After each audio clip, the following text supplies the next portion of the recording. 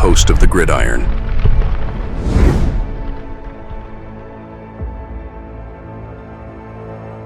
Fourth and goal to go with the 2. 34 seconds left to go in the ball game. This is the play right now. Takes the snap. Targeted goes in. Targeted all alone. And the quarterback keeps. Wow, what a call. Nobody touched him. So this is not really much of a shock, though, right? I mean, this doesn't come as much of a surprise. The Giants decline Evan Neal's fifth-year option. Now, it's, I mean, to pay whatever the guy is supposed to be getting. I don't know. What is he making? I mean, I don't know. He's $5 million, $6 million a season, whatever it is, somewhere around there.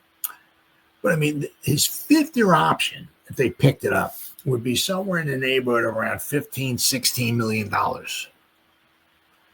I mean, we don't even know if this guy can even be a starter for the Giants, right? I can almost guarantee you, if the Giants let him go, he's going to go to another team. They're going to put him in a guard, and he's going to be pretty good. Or an attack, whatever. I mean, I can almost guarantee you somebody's going to, another team, I don't know why, go to other teams, and he's pretty good there, right? Like Matt Parrott. He didn't do too bad in Denver. They signed him to another 2-year deal. Matt Parrott's here, and he blows. He goes someplace else. Wow, he's pretty good. Yeah. Shocking. I know. Shocking. So it's almost written in the stars. Giants let go of Evan Neal, and he goes to the Seahawks, and now he's an All-Pro, right? I can almost written in the stars. But I mean, this is not too much. I mean, after this season's over with, especially if he's battling maybe for that guard position, that right guard position, if he does good, the Giants, can try to sign him to a long-term deal before he hits free agency, right? We should get a first crack at him, right? So we'll have to wait and see. But I mean, there's no way that we're going to pick up his $15-16 million fifth-year option. I mean, that's just stone cold crazy. Where are we at here? Okay.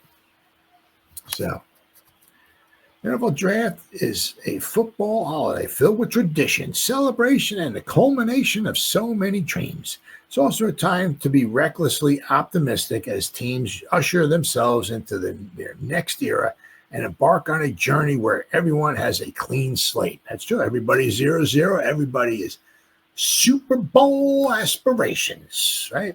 It's also an opportunity to reflect on past drafts, which means coming to terms with mistakes of years past. For the Giants general manager Joe Schoen, the 2025 NFL Draft was his fourth. As such, the first-round picks from his first draft class are eligible to have their fifth-year options accepted. Edge rusher Kayvon Thibodeau learned shortly after Penn State edge rusher Abdul Carter was picked third overall that his option would be accepted. Right tackle Evan Neal, taking 2 picks after Kayvon, will have a different fate. On Saturday, the Giants officially said that they will decline the fifth-year option for first-round bust Evan Neal, per Dan Dugan. Neal taken 7th overall. I mean, the Giants could have done so well. We got pick 5 and pick 7. You could have had 2 great players for years. Nope. So Neal was taken 7th overall, was about as sure of a prospect as Shane could have hoped to find. Yet injuries took hold, and combined with his inconsistencies, Neal never panned out. He lost his starting job to Jermaine Illuminor in 2024, and while he found some playing time, his struggles continued. Not in the running game. The passing game, yes. Giants were non-committed on his future throughout the offseason and into draft weekend, and 5th-round pick Marcus Mbow also added to the hurdles Neal will have to overcome to be a prioritized piece of the second-string offensive line. There's another guy we're going to talk about in a short while here who has another crack at the right guard position. But Mbow is an athletic tackle prospect who may ultimately move to guard due to his short arms, but for now will work at tackle. That's what Dable was saying anyway, right? That's one less spot for Neal to earn and an indication that he may be pushed inside before the rookie. I would love to see what the guy can do as a guard, man. Love it. Neal's run blocking and short area athleticism make that shift possible. Moving positions is never easy, though, and several of his flaws in pass protection can follow him to guard. Working in his favor, even entering year 4, is his status as a first-round pick. Cutting him at any point this season will cost the Giants just under $8 million in dead cap, with no cap savings, because all the money's guaranteed. In declining his option, New York is ensuring that he'll be a free agent after the upcoming season, barring a less expensive extension. In the meantime, Neal figures to compete with Mbo, Joshua Zudu, Jake Kubas, Stone Forsythe, and Aaron Stinney on the depth chart. So, I mean, we have, the one thing, I was rather happy, obviously, that we to get it. You like to get somebody maybe in the secondary every draft, somebody on the defensive line, whether it's a tackle or an edge rush or something like that, and somebody on the offensive line. At least, I don't want to say it's so hard with the Giants to say develop, because I mean the Giants. With the Giants, there is no developing anybody on the offensive line. Either they put them in there and they're like, oh, guy's not bad. They put him in there, it's like, he sucks. And if we put him in there, it's like, he sucks. He's gonna suck. There's no. We drafted this guy in the 7th round. I'll tell you what, first year wasn't too good, but this is his 3rd season. And Joe Bag of Donuts, man, the Giants, they developed the heck out of this guy. Man, what a guard he is. No, that don't happen with the Giants.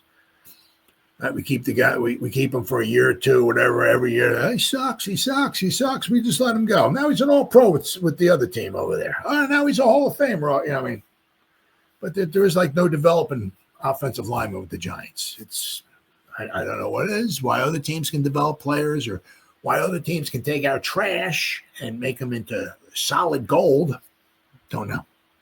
But let's hope, our offensive line works out. But we got a lot of offensive linemen, a lot of them. So we'll have to wait and see. But I mean, that would have just been really just because once again, you pick up his 5th-year option. That is all guaranteed money, right? You cut him or whatever. It's total wasted money. I couldn't.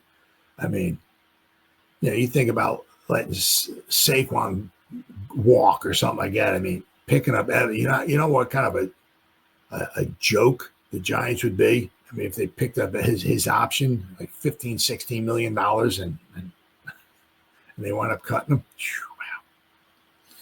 So now that came as no shiver. I'm very happy that they kept Kayvon. That's his 5th-year option. That means we got him for 2 more years. This year is his 4th. Next year is 5th. So, and then we can see if we work something out with him for the long term. And once again, he's pick 5. Has he been unbelievably overwhelming? No. Would I like him to be a little bit better? Yeah, absolutely. But right, he's a nice player for our defense. So, well, we'll just have to wait and see. But we got him on. We got him this season. We got him 1 more year. So, as I said, for the Giants' defense, we got everybody, almost except for I think McFadden. But we got almost everybody for 2 more years. Yeah. But Shane did say, he was talked about, I think in 3 years from now, so he's almost the whole secondary is going to be up. So also keep an eye on that in the next draft or 2 or so. If we take a cornerback or a safety early or something like that, whatever, because, you get all these guys, the contracts are up at the same time. Whew, it's going to cost you some money.